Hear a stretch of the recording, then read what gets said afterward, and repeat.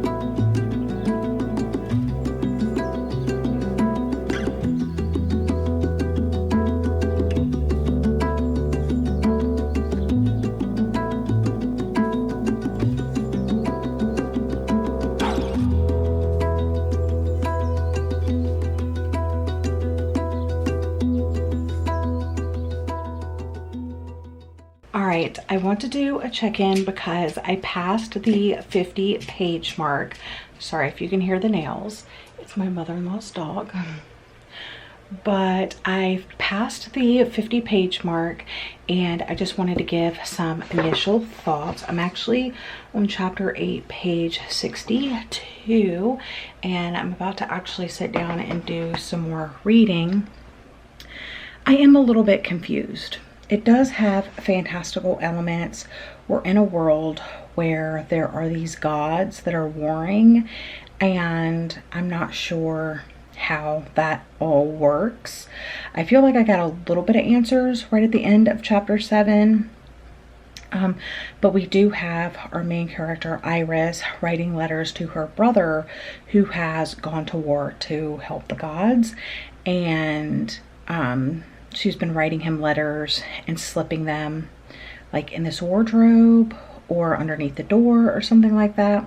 And she thought he was receiving them because they would like disappear, but it's not her brother receiving them, it's someone else. And it doesn't immediately tell you who it is, but the synopsis tells you who it is. So I'm going to tell you it's Rowan, this guy that she works with at the Gazette, which is like a newspaper, you know, type situation. And they're actually enemies, or like, you know, enemies to lovers, because they're competing for the same job as columnist. And I already like that part of it, like the love story and the world.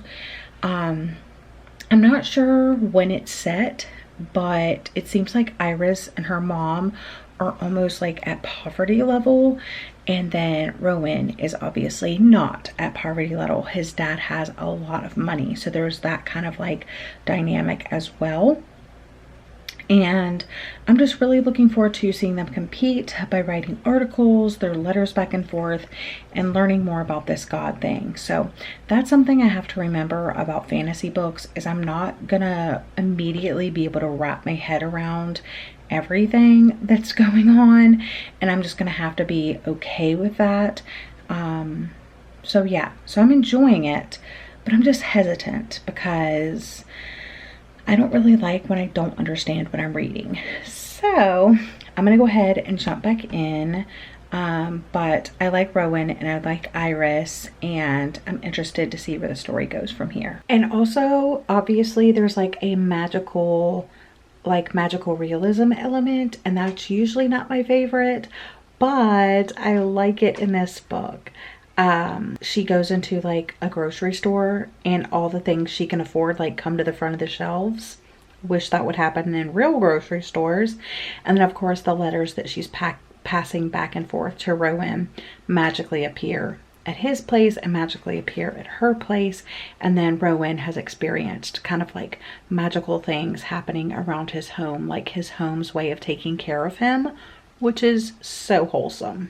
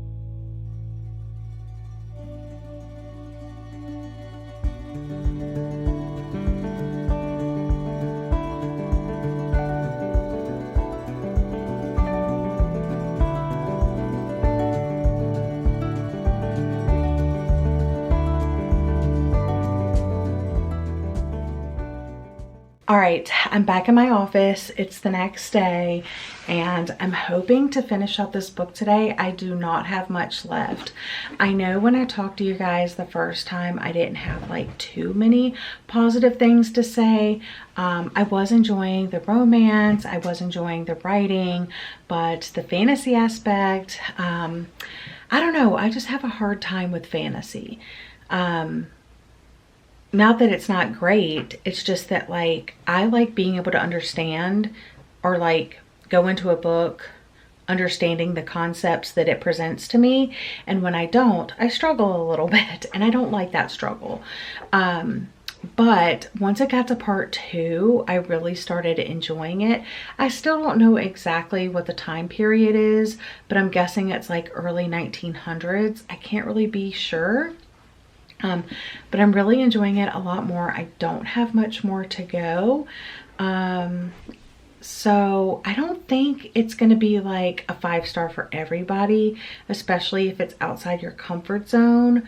But there is a lot of enjoyable things in here. And if you can kind of like code switch your mind a little bit, I think you'll enjoy it a lot more. So, I'm going to go ahead and finish it up and then I will let you know my final thoughts. I don't know if I'll be able to finish it before I record my podcast today, but I'm going to go ahead and read for a little bit and then I will be back with my final thoughts.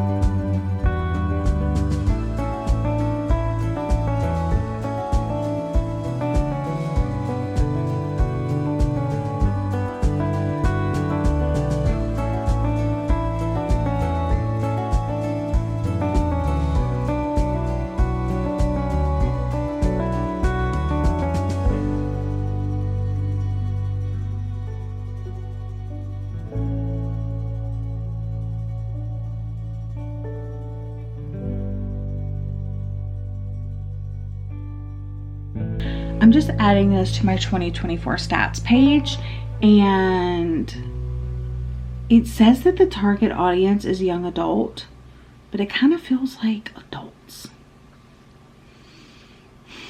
And also, what genre do I put? All right, great news, friends. I finished Divine Rivals and I'm rating it 4 out of 5 stars. And if the beginning would have been a little bit different and the ending was a little bit different, it probably would have got 5 stars because the middle was so good. Like, I love the romance in here. I didn't really like the fantasy elements, but I just tried to picture it like a normal war. Is war normal? You know what I'm trying to say, like a human war instead of like these gods or whatever. And then it also mixed in mythology of these gods as well, which was interesting. I liked that it was kind of enemies to lovers, but also like I feel like they were fated to be together. And I really loved that part of it. Basically, once we got to part 2, I like ate it up. And it wasn't until like the last, like maybe chapter or 2 and the epilogue that I did not like it. But I will be continuing in book number 2, hopefully sooner rather than later so I don't forget anything. But yeah, I do recommend this. It is a blend of genres. So the fantasy elements, like I said, not really for me, but it does get explained more later on and you do get a grasp on it. At least I did. The historical parts it's hard to describe because I really don't know when this book is set. It feels like the early 1900s, but I can't tell. But it's just kind of like they use typewriters to correspond and write the newspapers and stuff like that. And that was really the only historical part that I could like pick out and be like, oh, why are they using like, and they don't have cell phones and stuff like that, like obviously, but I don't know, it didn't really feel that historical to me. Maybe because that was part of that fantasy element. I don't know, but the romance though, I really, really liked it. And I liked the other side characters and stuff like that too. I like that we got multiple POVs, and overall I had a very nice reading experience. I was a little worried, but I'm excited that I read it. I'm excited to continue in book 2. Again, I read Divine Rivals by Rebecca Ross, and I'm rating it 4 out of 5 stars. But that's it for this video. Thank you so much for watching. I hope you're all having a lovely day or night, and I'll see you guys again in another video very soon. Bye, friends.